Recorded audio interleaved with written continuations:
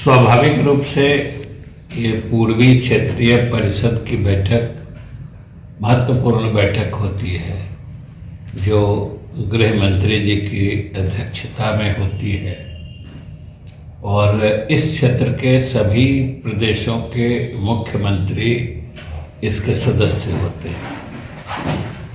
तो या तो इसके सदस्य राज्यों के बीच में या फिर केंद्र और इनमें से किसी राज्य के बीच में कोई मसला रहता है, लंबित मसला रहता है या किसी चीज में कोई समझदारी में फर्क रहता है, तो उन मामलों को इसमें बैठकर निराकरण करने की पहल होती है। और उस सिलसिले में ये एक महत्वपूर्ण बैठक होती है। जैसे बिहार झारखंड का तो जब से बंटवारा हुआ है, कुछ मुद्दे हैं जो दोनों राज्यों के बीच में चले आ रहे हैं, तो उनका निपटारे के लिए ये अच्छा फोरम होता है। और उसमें गृह मंत्री जी भारत सरकार के जो लगभग वरिष्ठतम मंत्री होते हैं हर वक्त, तो वो इसकी अध्यक्षता करते हैं। ये संवैधानिक व्यवस्था है। जो स्टेट्स का जो रीऑर्गेनाइजेशन हुआ था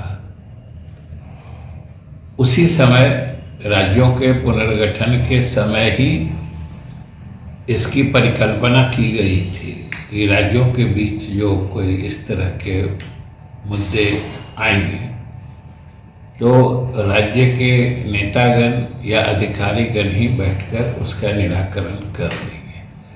तो स्वाभाविक रूप से ये महत्वपूर्ण मुद्दा मतलब बैठक होती है और उसमें उठने वाले मुद्दे भी महत्वपूर्ण होते हैं। आप लोग देखिए, बिहार की तो जो मांगे रही हैं वो अलग अलग मुद्दों के लिए अलग अलग फोरम होता है, अलग अलग बॉडी होता है।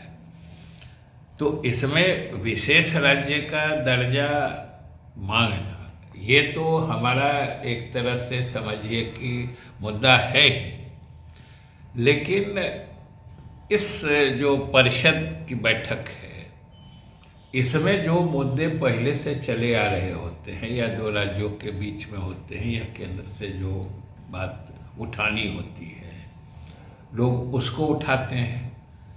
तो स्वाभाविक रूप से जो चीजें विशेष राज्य के दर्जे से संबंधित हैं उसको भी इस बैठक में दूसरे ढंग से उठाया जाता है। जैसे अलग अलग योजनाओं में जो केंद्र और राज्य की हिस्सेदारी है 90-10 उसको 90-10 मांगना, या फिर जो भी अभी 60-40 या 50-50 भी जो है ये राशि भी समय पे नहीं मिलना, जिसके कारण राज्यों को अपने संसाधन से केंद्रांश की भी प्रतिपूर्ति करके उन योजनाओं को चालू रखना होता है।